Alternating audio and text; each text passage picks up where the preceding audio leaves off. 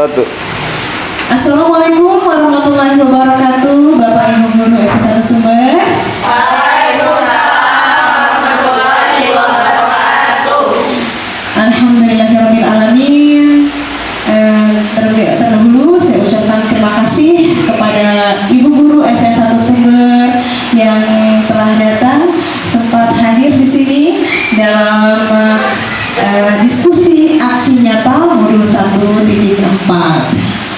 Ya, salawat serta salam kami panjatkan kepada junjungan Nabi besar Muhammad SAW beserta para keluarga dan sahabatnya, karena pada hari ini kita bisa berkumpul di sini dalam keadaan sehat walafiat, ya, dalam keadaan semangat, dalam keadaan yang apa? Ya, dan semangat gitu ya. Nah, Ibu Bapak Guru S1 Sumber, di sini kita akan membahas mengenai budaya positif. Mengenai budaya positif ini di aksi nyata modul 1.4.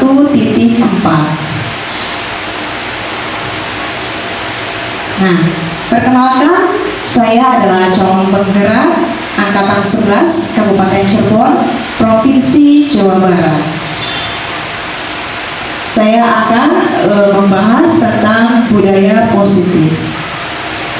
Sebelumnya, yuk kita akan menyanyikan lagu Dimensi Profil Pelajar Pancasila terlebih dahulu ya Ibu Bapak. Hafalkan ya Ibu Bapak ya semuanya ya. Yuk. 3, 2, 1.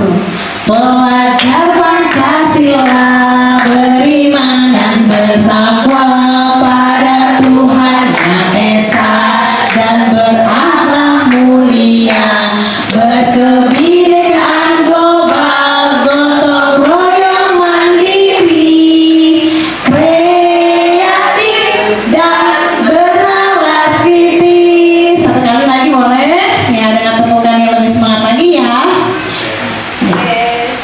3, 2, 1.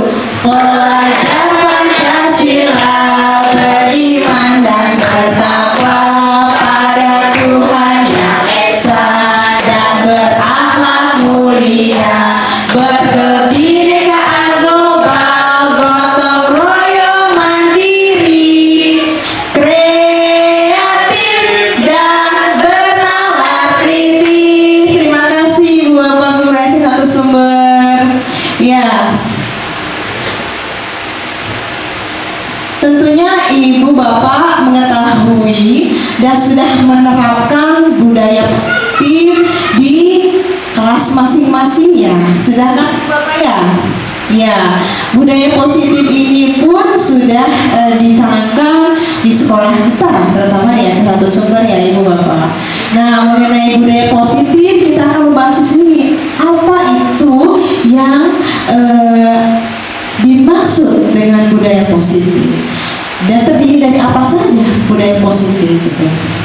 Di sini menurut Ki Hajar Dewantara menyatakan bahwa, nah, kita ambil contoh perbandingannya dengan hidup tumbuh-tumbuhan sebagai petani. Dalam hakikatnya sama kewajibannya dengan seorang pendidik yang menanam padi misalnya, hanya dapat menuntun tumbuhnya padi.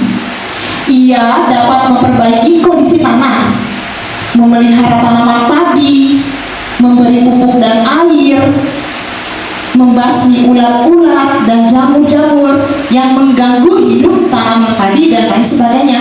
Itu menurut filosofi dari Ki Hajar Dewantara, budaya positif itu.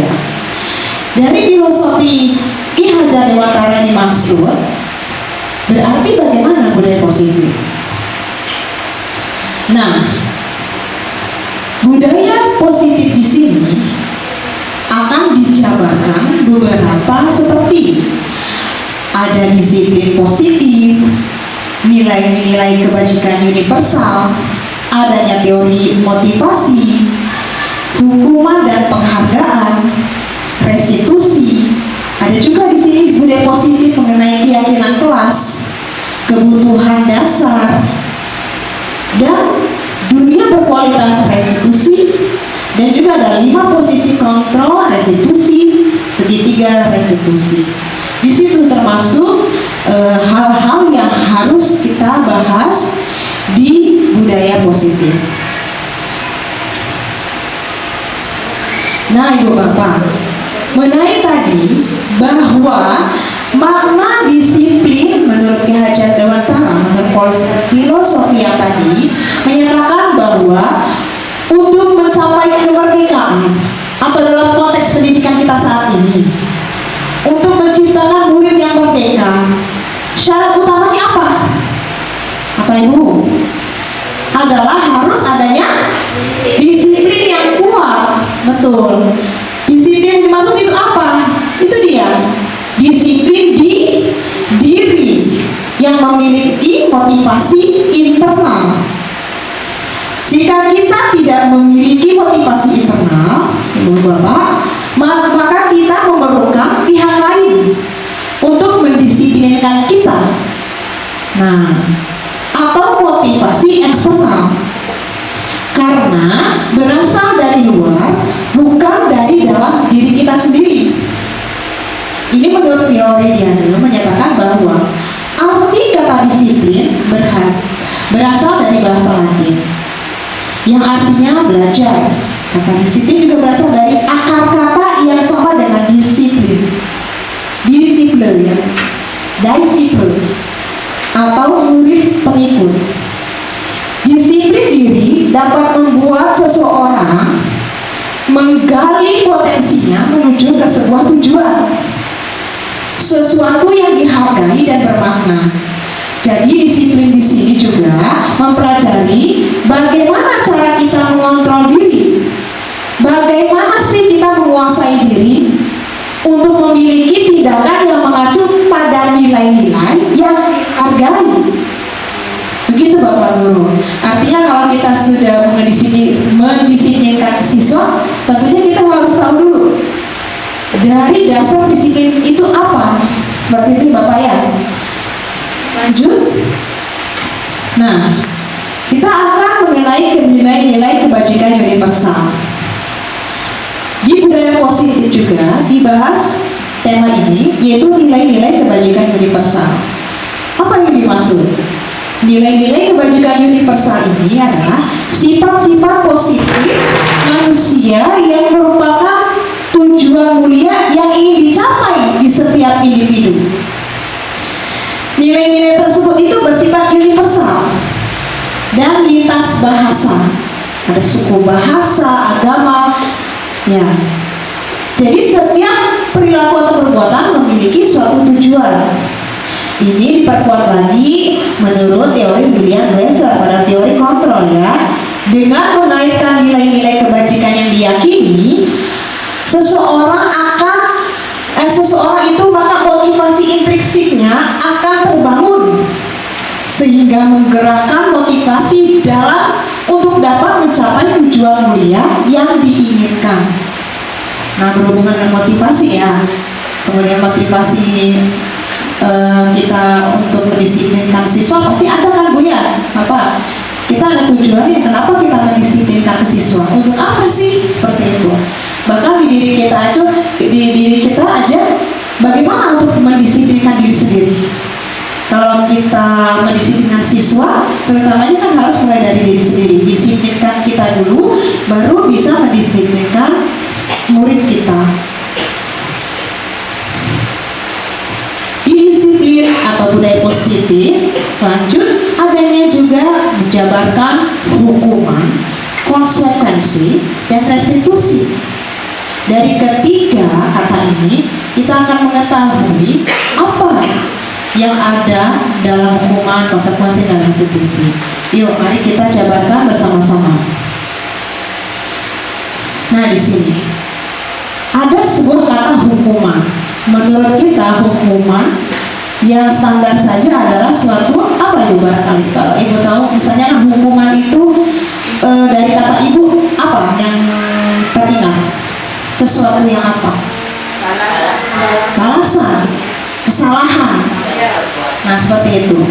Nah, dijabarkan di sini hukuman bersifat tidak terencana.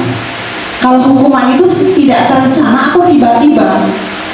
Nah, perbandingannya nanti ke situ Ibu. Tadi kan ada hukuman, ya, ada hukuman, konsekuensi, dan restitusi. Di sini ada perbedaannya Ibu, hukuman, konsekuensi, dan restitusi. Nanti ibu bertanya, kalau saya memberikan siswa menuliskan kata-kata 1000 kata, itu termasuk hukuman, konsekuensi, atau restitusi? Nah, nanti dari pengertiannya ibu tahu. Kalau saya nanti misalkan memberikan siswa tindakan seperti menyapu halaman seluruh sekolah, itu hukuman, restitusi, atau restitusi. Nah, nanti ini kita tahu dari pengertiannya. Tadi ya Bu, kalau hukuman bersifat tidak rencana atau tiba-tiba secara mendadak. Hukuman bersifat satu arah dari pihak guru yang memberikan, ya, sanksi juga, dan hanya muridnya. Murid itu hanya menerima satu hukuman tanpa melalui suatu kesepakatan. Jadi kalau hukuman tidak ada kesepakatan terlebih dahulu, tapi kita memberikannya langsung. Iya, misalkan, oh sepatunya kemana? Warna hitam, warna merah. Nah, tapi nanti kita guru sebagai guru gini, bilang gini, kamu sepatunya warna hitam, warna merah. Kan biasanya warna hitam. Apakah nanti itu suatu hukuman nantinya akan diberikannya? Nah, kalau di sini kata-katanya adalah hukuman bersifat satu arah dari pihak guru dan murid hanya menerima suatu hukuman tanpa melalui suatu kesepakatan. Jadi hukuman itu tanpa ada suatu kesepakatan atau pengarahan dari pihak guru, baik sebelum atau sesudahnya. Nah, kita ambil dia hukuman. Atau nanti dulu, sebelum slide berikutnya, menurut ibu untuk hukuman itu yang dipikirkan ibu apa? Coba, yang pernah ibu berikan ke siswa. Enggak? Nanti kita jawab apakah itu termasuk hukuman, konsekuensi, atau restitusi. Nah, suatu tindakan ini seperti apa Bu misalnya ibu ke siswa? Bismillahirrahmanirrahim. Assalamualaikum warahmatullahi wabarakatuh. Waalaikumsalam warahmatullahi wabarakatuh. Saya di sini sebagai wali kelas 2 ya. Kelas 2 Bu. Untuk anak-anak itu selama di kelas ya banyak sekali ininya kan, tingkahnya ya, apalagi anak kelas kecil ya. Tapi kalau secara keseluruhan saya sangat jarang melakukan hukuman ya kepada murid, kecuali misalkan mereka melakukan ulah yang berlebihan. Betul. Kalau di kelas kecil ibu posisinya ya Bu ya, adakah yang menurut pikiran ibu itu adalah saya menghukum anak itu? Nah, tindakan seperti apa sih Bu? Kalau saya terus terang belum pernah untuk kelas kecil itu melakukan sama sekali belum pernah ya. Paling hanya seperti ancaman bukan ya, maksudnya ya, kata-kata misal pokoknya ayo misalkan yang ribut aja, belajarnya di luar. Nah gitu, jadi belajarnya di luar. Nah itu saya nggak tahu itu masuk ke arah hukuman atau bukan, konsekuensi atau restitusi. Ya. So yang masih ribut silakan dilihat. Nanti kita jawab, barangkali ada yang bisa jawab nih. Nah, menurut ibu wali kelas 2, hukuman secara lisannya bukan hukuman, kata-kata secara lisannya seperti ini. Kalau anak-anak ribut, semua belajar di luar. Ya, kalau anak-anak ribut, kamu nanti belajar di luar. Nah, kita bertanya, itu hukuman, konsekuensi, atau restitusi? Gitu ya Bu ya, mau jawab langsung atau nanti nih? Nanti aja. Versi sebelum dibahas. Nah, versi sebelum tahu ini kira-kira hukuman, konsekuensi, atau restitusi? Konsekuensi. Maksudnya masih ngawang-ngawang ini orang konsekuensi. Menurut ibu bapak seperti apa? Hukuman, restitusi, atau konsekuensi ya? Konsekuensi. Ya nggak apa-apa, tidak ada pilihan jawaban atau benar ya. Lanjut. dari konsekuensi sekarang ya. Tadi hukuman sudah lengkap ya. Nah, sekarang konsekuensi. Konsekuensi sudah terencana atau sudah disepakati, sudah dibahas dan disetujui oleh murid bahkan guru. Umumnya bentuk-bentuk konsekuensi dibuat oleh pihak guru atau sekolah dan murid sudah mengetahui sebelumnya. Konsekuensi apa yang akan diterima jika akan melanggar? Itu namanya konsekuensi. Berarti sudah ada catatan tulis tertentu ya, gitu. Udah paham ya? Nah, konsekuensi apa lagi Bu? Nah, sebelum ke selanjutnya, ada tidak suatu tindakan yang merupakan konsekuensi dari kita? Ada. Bagaimana Bu? Enggak. Tindakan apa yang Ibu pernah lakukan ke siswa terutama? Ya, Assalamualaikum warahmatullahi wabarakatuh. Waalaikumsalam warahmatullahi wabarakatuh. Izin menjawab, konsekuensi yang pernah dilakukan oleh kita atau saya juga pernah mengikuti, yaitu mungkin ketika upacara bendera, anak-anak itu ada yang tidak lengkap dalam berpakaian. Contohnya lupa membawa topi, lupa memakai dasi, ada yang masih emblem yang itu masih kelas sebelumnya atau belum terpakai. Nah, itu konsekuensinya kalau yang sebelum-sebelumnya itu anak-anak tersebut dipisahkan dari anak-anak yang sudah lengkap, lalu ditaruh ke barisan terdepan. Mungkin itu semua dilakukan supaya depannya anak tersebut bisa berubah gitu. Seperti itu Miss Katia. Terima kasih. Ya, sama-sama terima kasih Bu Elis selaku wali kelas 3. Nah, katanya dari tindakan konsekuensinya yang dia tahu bahwa jika nanti upacara anak-anak tidak memakai atribut sesuai atau kelengkapan mereka tidak lengkap, maka akan ada pemisahan barisan dari barisan yang lengkap ke sisa yang barisan yang tidak lengkap, dan nanti itu akan ditindak selanjutnya oleh Bapak atau Ibu guru sesuai kesepakatan gitu ya. Siap, terima kasih Bu. Barangkali yang sebelah sini ada tidak konsekuensi atau tindakan konsekuensi yang pernah Ibu lakukan, atau tindakan apa yang termasuk ke dalam konsekuensi? Ya. Ya.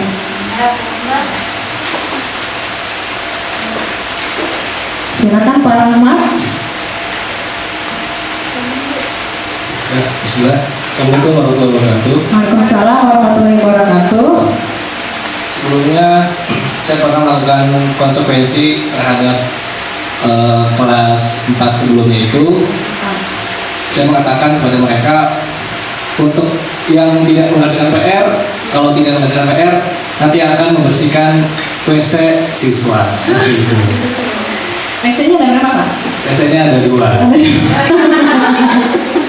Jadi untuk anak-anak yang tidak mengerjakan PR itu sanksinya Iya, membersihkan WC. pengalamannya Pak. Oke. Sudah Pak?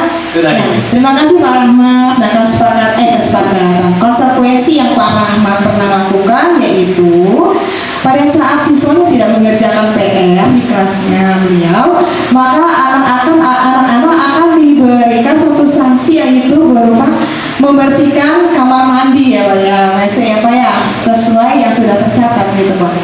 Oke, bisa. Nanti barangkali ada keracuan atau kekeliruan dari pengertian itu bisa kita revisi ya Bu. Lanjut.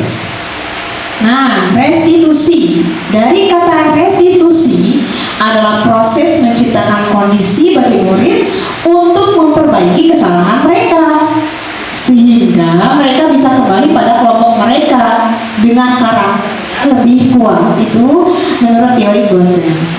Restitusi juga merupakan proses kolaborasi ya Wina, kolaboratif yang mengajarkan murid untuk mencari solusi untuk masalah mereka dan murid tentang seperti apa yang mereka inginkan. Terus bagaimana mereka harus memperlakukan orang lain. Itu namanya restitusi. Kita ulangi Bu, Pak. Jadi kalau restitusi itu adalah proses menciptakan kembali kondisinya untuk memperbaiki. Restitusi, memperbaiki suatu kesalahan. Artinya maksudnya kalau muridnya melakukan kesalahan, hal apa yang harus diperbaiki oleh murid tersebut, seperti itu. Nah, coba tindakan apa Bapak Ibu untuk resti? Nah, maka Ibu Ani. Assalamualaikum warahmatullahi wabarakatuh. Waalaikumsalam warahmatullahi wabarakatuh. Saya selaku wali kelas 4A Ya. saya di sini sering mengalami kejadian itu termasuk perkelahian ya. Nah di sini itu biasanya ada tindakan di mana anak tidak bisa memakai kekerasan, karena di mana kalau kita memakai kekerasan anak akan memakai keras atau mengaul. Jadi saya sendiri biasanya untuk menanggapi restitusi tersebut biasanya saya melalui tindakan metode ceramah atau menjadi ustazah di depan. Nah setelah itu saya menggunakan metode yaitu pertanyaan kembali, apakah mereka sudah paham apa yang saya jelaskan. Nah di hari berikutnya saya melihat tindakan anak tersebut sudah berubah atau belum. Nah setelah sudah berubah kita ulas lagi di paginya, pagi berikutnya kita ulas lagi. Nah baru kita kasih inilah contoh yang benar, kalau contoh yang kemarin adalah contoh yang salah dan kalian tidak boleh mengulangi itu. Dan sampai saat ini alhamdulillah dari kelas 4 yang saya bina itu tidak ada perkelahian sama sekali. Terima kasih. Sekali Bu, terima kasih Bu Ani selaku wali kelas 4. Ya, Bu Ani tadi menerapkan berarti metodenya non kekerasan. Artinya guru itu akan memberikan contoh berupa lisan dulu, berupa pengertian dulu, baru nanti coba dibuktikan perbandingannya dari kemarin, apakah yang tadi sudah diberikan besoknya itu mengulangi lagi atau mereka menerapkan seperti itu ya Bu ya. Oke, bagus Ibu. Nah seperti itu restitusi. Nah ada lagi? Ya, maka Ibu Heri.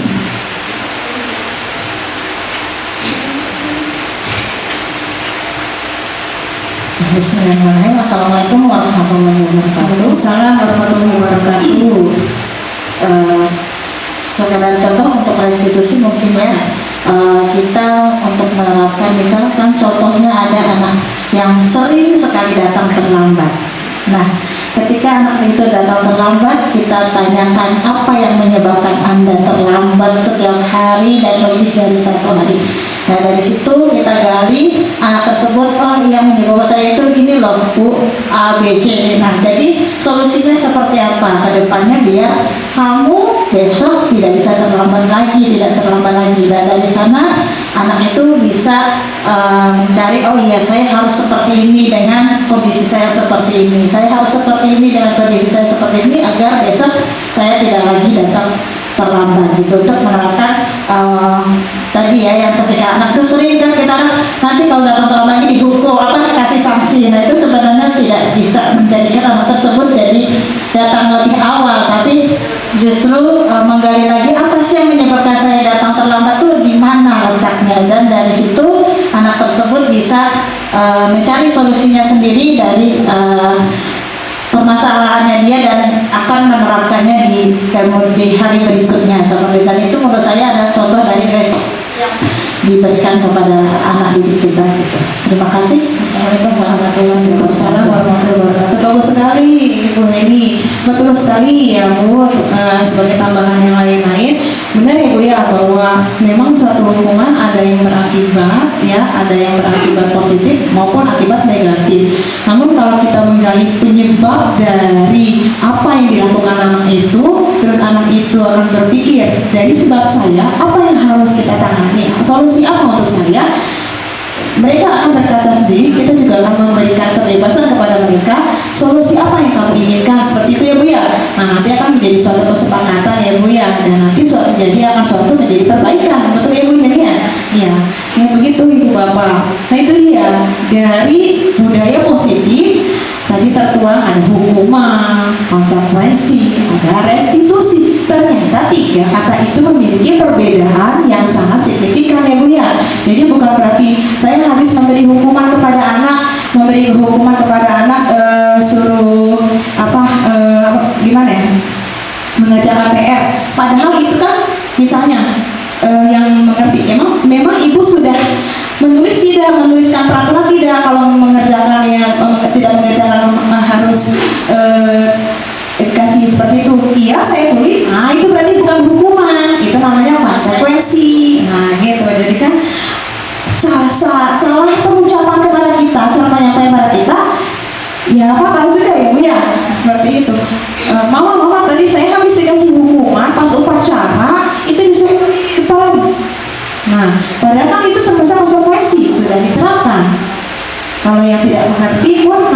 orang tua pasti akan marah. Mungkin kalau orang tua yang mengerti pasti akan bertanya kepada murid itu peraturan sudah dibuat belum nak, di sekolah kamu mendengarkan tidak ibu guru dan pembina upacara? Sudah. Oh, berarti bukan hukuman itu, konsultasi kamu melanggar suatu aturan. Itu ya ibu bapak ya.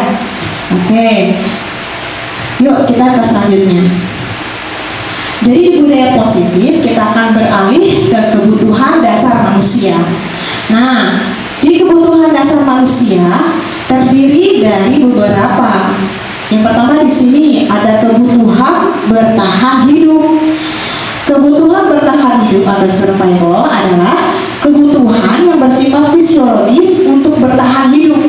Misalnya kesehatan, rumah, makanan, komponen psikologis. Pada kebutuhan ini meliputi kebutuhan akan perasaan, ya, akan perasaan, kebutuhan bertahan hidup. Nah, kebutuhan dasar manusia. Kemudian kebutuhan dasar manusianya itu adalah adanya kasih sayang dan rasa diterima. Kebutuhan untuk diterima, kebutuhan untuk disayangi dan diterima itu di situ ibu bapak ada kebutuhan akan hubungan dan koneksi sosial, kebutuhan untuk memberi dan menerima kasih sayang, kebutuhan merasa menjadi bagian dari satu kelompok, keinginan untuk tetap terhubung dengan orang lain. Coba, anak-anak yang memiliki kebutuhan dasar kasih sayang dan rasa diterima yang tinggi tubuh biasanya ingin disukai dan diterima oleh lingkungannya. Kita sering menemui ya ibu ya, bapak ya, ada anak yang berbeda sekali atau ada anak yang setiap karakteristiknya beda. Coba, ini kita bisa melihat, wah anak itu mah kayaknya kebutuhannya itu rasa sayang nih, rasa diterima seperti itu. Seperti misalnya anak yang ingin diperhatikan gitu ya. Nah itu dia kebutuhannya untuk diterima oleh anak itu. Nah bagi mereka teman sebaya sangat penting. Mereka juga biasanya suka bekerja dalam kelompok. Ya, kebutuhan kasih sayang dan rasa diterima. Lanjut ibu. Kebutuhan dasar manusia pun adalah penguasaan, kebutuhan pengakuan atas kemampuan. Di sini kebutuhan ini berhubungan dengan kekuatan untuk mencapai sesuatu, menjadi kompeten, menjadi terampil, diakui atas prestasi dan keterampilan kita, didengarkan dan memiliki rasa harga diri. Kemudian kebutuhan ini tuh meliputi keinginan untuk dianggap berharga, bisa membuat perbedaan, bisa membuat pencapaian, kompeten, diakui dan dihormati. Anak-anak yang memiliki kebutuhan dasar akan penguasaan yang tinggi ibu biasanya selalu ingin menjadi pemimpin. Mereka juga suka mengamati sebelum mencoba hal yang baru dan merasa kecewa bila melakukan kesalahan. Sering menemui nggak umur kayak gini? Sering, iya. Jadi kalau misalnya sesuatu yang kalah dalam permainan yang gitu saja down, artinya untuk rasa kecewanya itu langsung down gitu. Jadi ini penguasaan kebutuhan. Pernah ya ibu bapak ya pernah menemui seperti itu? Caranya bagaimana bu? Kalau supaya ada menemui anak yang misalkan seperti kayak waktu kemarin kan kayak ada lomba. Nah, pas ada lomba, memang di sini dia adalah number one-nya gitu. Tapi pada saat kita gabungkan dengan sekolah-sekolah lain atau berkompetisi yang lain, dia bukan number one-nya gitu tuh. Bagaimana menyikapinya bu supaya anak itu tidak down? Barangkali ibu bapak mau memberikan masukan, mangga. Silakan Ibu Ani. Ya, mangga. Sesuai pengalaman, mangga. Assalamualaikum warahmatullahi wabarakatuh. Waalaikumsalam warahmatullahi wabarakatuh. Sesuai pengalaman saya ya, sebenarnya sih memang sesuai saya antar lomba karena kan memang di sini number one-nya yang benar. Tapi ketika mereka kalah di luar sering down, itu biasanya saya sendiri sering kasih apresiasi. Apresiasi itu bisa berupa masukan, semangat itu bisa berupa kayak jangan, kamu jangan nyerah ya, kamu tuh bisa loh gitu. Di suatu kelas nanti loh, bukan di sini aja, bisa jenjang kamu, langkah kamu masih panjang gitu. Nah, bisa jadi setelah itu kamu menang loh di sini. Biasanya saya sendiri sering kayak misalnya sekedar beli es teh untuk apresiasi dia, semangat dia gitu. Nah, itu ada dua, satu wejangan, satu lagi membeli kayak suatu benda untuk menjadi kenang-kenangan dia kalau dia itu pernah lomba di sini gitu. Terima kasih Bu Ani, banyak pengalamannya ini ya untuk mengantarkan murid pada saat muridnya kalah, apa yang harus dilakukan oleh wali kelasnya ya. Seperti tadi Bu Ani bilang dengan kata-kata lisan, penyemangat, dan ada juga mungkin benda atau sesuatu yang membuat dia senang, seperti misalkan kayaknya dia lagi haus nih supaya lebih adem nih, ibu belikan es gitu lah. Mungkin barangkali lebih nah seperti itu Ibu ya, mungkin contohnya dari Bu Ani. Lanjut Ibu ya, ada kebutuhan dasar berikutnya yaitu kebebasan atau kebutuhan akan pilihan. Nah ini ya Bu ya, ini salah ketik. Kebebasan, kebutuhan akan pilihan. Kebutuhan untuk bebas adalah kebutuhan akan kemandirian, otonomi, memiliki pilihan dan mampu mengendalikan arah hidup seseorang. Anak-anak dengan kebutuhan kebebasan yang tinggi menginginkan pilihan. Mereka itu biasanya perlu banyak bergerak, mau suka mencoba-coba, tidak terlalu terpengaruh orang lain, dan senang mencoba hal baru. Nah itu dia, bebas kebutuhan pilihan. Nah, kesenangan atau kebutuhan untuk mencari kesenangan, bermain dan tertawa. Bayangkan hidup tanpa dasar kesenangan yang tinggi. Biasanya ingin menikmati apa yang dilakukan. Mereka juga bisa berkonsentrasi tinggi Bu di kebutuhan dasar akan kebebasan ini. Konsentrasinya tinggi saat mengerjakan hal yang disenangi. Mereka juga suka permainan dan suka mengoleksi barang. Nah, ada koleksinya itu. Termasuk kita itu apa ya? Yang mana ya kebutuhannya? Suka bergurau, suka melucu, dan juga menggemaskan. Bahkan saat mereka bertingkah laku buruk, mereka masih lucu. Karena ibu bapak menemui siswa seperti itu kan? Iya. Nah itu dia. Berarti dia tidak akan menghiraukan orang lain apa yang dilakukan.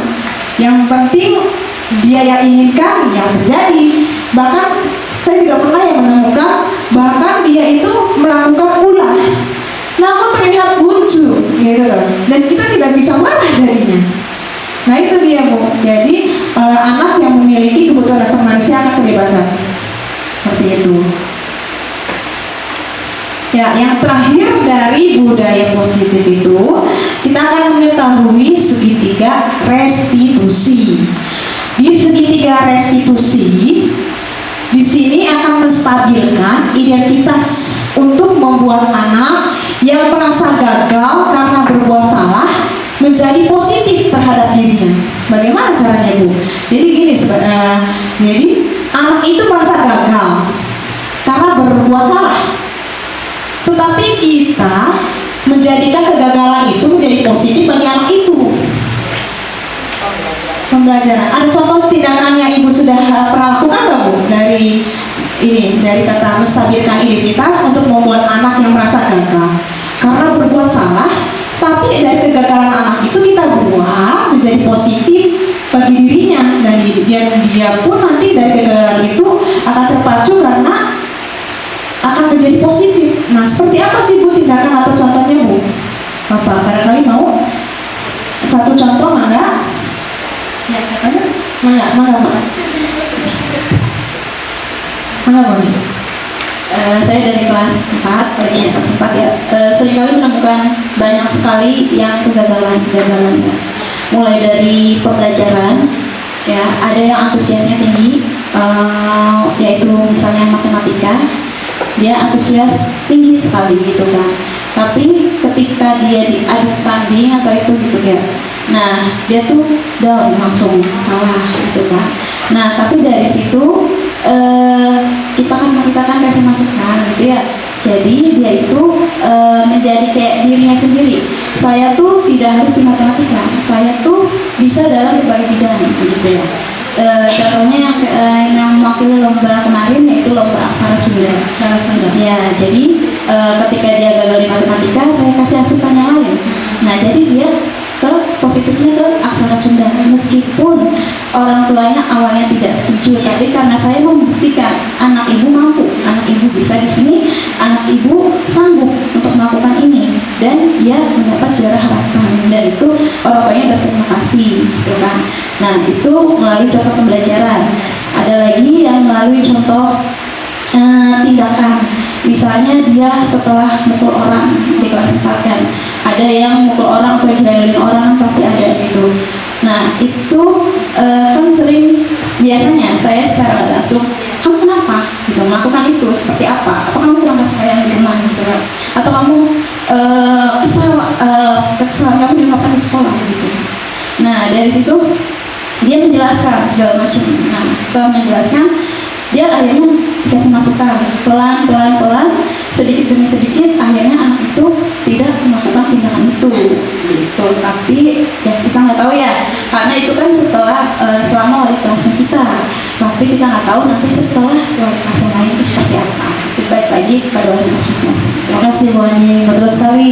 Tadi ada perumpamaan dia yang Ibu Ani rasakan, itu pada saat menemui siswa yang jago matematika, dia pasti ingin berlombanya ke arah matematika gitu. Pada saat anak itu gagal dengan bersaing matematika, nobody tahu bahwa bakat dan minat anak itu ada di luar matematika, yaitu mengikuti lomba aksara Sunda.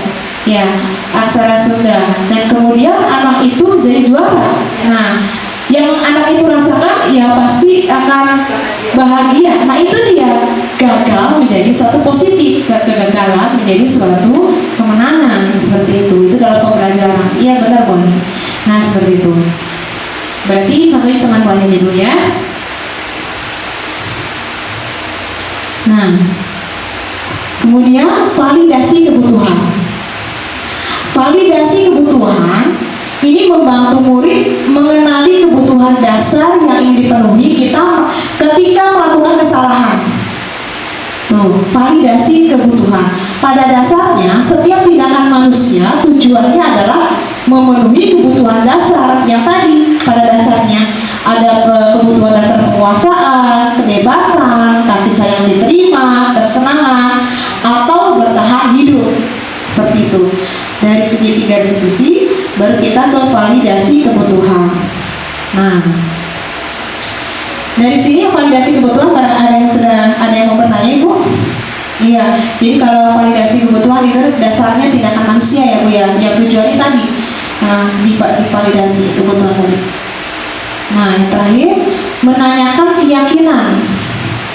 Anak melihat kesalahannya dihubungkan dengan norma sosial dan nilai-nilai yang mendasari manusia berinteraksi dengan orang lain. Menanyakan keyakinan. Jadi anak itu padahal sih melihat kesalahannya, kemudian kita hubungkan dengan norma sosial yang terjadi dan nilai-nilai mendasari manusia.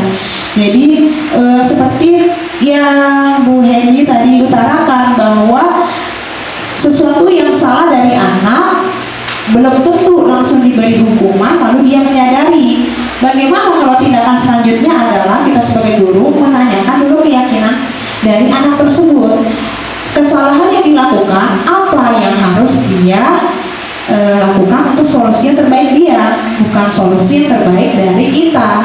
Ya, kalau solusi yang terbaik dari kita berarti kita menuntut mereka, namun kita menuntut mereka solusi yang terbaik dari kesalahan dia itu apa. Yang penting adalah menanyakan keyakinan dari budaya positif itu. Ya, budaya positif di modul 1.4 untuk membahas mengenai kebutuhan dasar, apa itu makna disiplin, ya, kemudian ada nilai-nilai kebajikan universal, itu apa saja, kemudian perbedaan dari hukuman, konsekuensi, dan restitusi sudah dibahas. Ternyata itu ada perbedaan dan tindakan pun berbeda. Kemudian kita juga sudah mengetahui kebutuhan dasar manusia. Artinya manusia ini adalah murid. Kebutuhan dasar murid seperti apa? Nanti penanganan seperti apa? Jangan sampai salah ya Ibu Bapak. Artinya kita jangan sampai hanya menebak tanpa kita mengetahui lebih dalam siswa itu. Nah, kebutuhan dasar manusia sudah. Kemudian kita juga di budaya positif membentuk atau membahas tentang segitiga restitusi. Lalu adanya validasi kebutuhan dari kebutuhan dasar, dan terakhir adanya menanyakan keyakinan. Ya, untuk diskusi modul aksi nyata budaya positif, alhamdulillah sudah dilakukan berjalan lancar. Mudah-mudahan budaya positif kita tidak hanya berupa slogan, namun berupa aksi nyata atau suatu keyakinan atau sesuatu tindakan yang sudah disepakati dipaparkan juga bersama siswa kita masing-masing di kelas, sehingga supaya tidak adanya kerancuan dalam melakukan suatu tindakan dari budaya positif itu ya Bu ya. Jadi maksudnya kita baik, namun murid ataupun orang tua belum tentu paham akan apa yang kita berikan. Maka dari itu kita harus mengetahui akar atau dasarnya budaya positif itu seperti apa untuk di kelas kita khususnya dan di sekolah pada umumnya.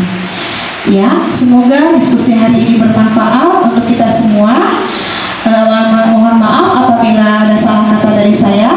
Wassalamualaikum warahmatullahi wabarakatuh. Waalaikumsalam warahmatullahi wabarakatuh.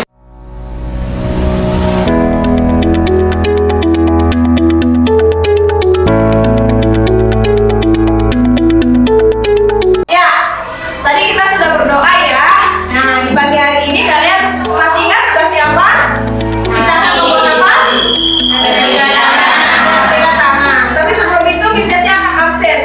Sepertinya ada yang belum berangkat ya. Siapa ya?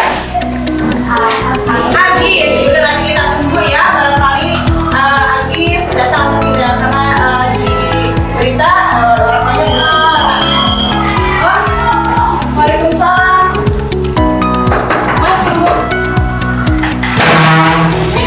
Waalaikumsalam. Sini Agis. Masuk. Ya Agis.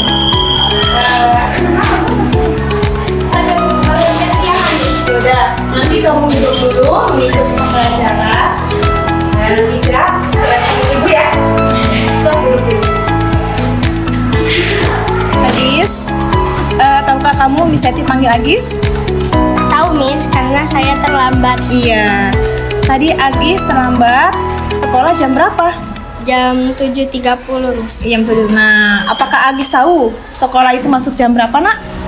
Tahu Miss, jam 7 pas. Jam 7 pas ya. Jadi Agis tahu ya kita masuk jam 7 ya. Lalu mengapa Agis dari rumah berangkatnya jam 7.30 ya? Menurut Agis sudah datang tepat waktu? Belum. Nah, Miss tahu ya, setiap orang itu melakukan kesalahan ya sayangnya. Miss juga pernah terlambat, dan tapi di sini Miss Eti tidak mencari kesalahan ya. Miss Eti ingin mencari solusi yang terbaik untuk Agis supaya Agis tidak datang terlambat lagi ke sekolah ya sayangnya. Baik Miss. Iya, sekarang Miss mau bertanya nih sama Agis. Alasan Agis datang terlambat, kenapa ya Agis? Maaf sebelumnya, Kenapa sayang? karena saya mengerjakan PR dari Pak Rahmat. PR berupa tugas apa? Tugas menceritakan budaya khas Cirebon. Iya. Kemudian itu jadi tidurnya jam berapa nak? Jam 11. Jam 11 ya. Miss tahu kalau PR tugas siswa itu memang kewajiban nak ya. Tetapi Agis harus mengerjakan PR itu sepulang sekolah. Kalau misalnya PR tidak dikerjakan, nanti Agis kemalaman dan berakibat apa Agis tadi? Bangunnya kesiangan. Bangun kesiangan. Dan tadi apa? Sekolah jadi berangkat jam berapa? Jam 7 lebih 30. Jam 7:30. Kalau begitu Agis bersedia tidak? Kalau untuk memperbaiki kesalahan Agis? Bersedia. Bisa mau tanya, kapan Agis ingin memperbaiki kesalahan Agis? Dimulai dari sekarang. Dimulai dari sekarang. Ya bagus. Kalau begitu, Agis sudah berusaha. Ya, Agis sudah berusaha untuk menjadi lebih baik lagi ya. Ini saya doakan supaya Agis selalu menjalankan keyakinan kelas kita ya. Keyakinan kelas kita, kesepakatan kelas kita ya. Nah, kesepakatan kelas kita itu Agis tahu kan? Harus. Seperti apa? Ayo, datang apa? Harus apa? Datangnya tepat waktu. Datangnya harus tepat waktu. Jadi, kita tidak boleh melanggar aturan. Ya sudah, baiklah. Agis nanti boleh ikut pembelajaran lagi ya. Baik Miss, terima kasih. Sama-sama Agis, silakan duduk Agis.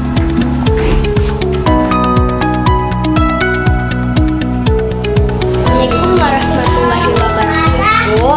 Perkenalkan, nama saya Agis, wali kelas saya Miss Hetty. Saya merasa nyaman dan tenang saat Miss Hetty menangani masalah saya yang terlambat sekolah.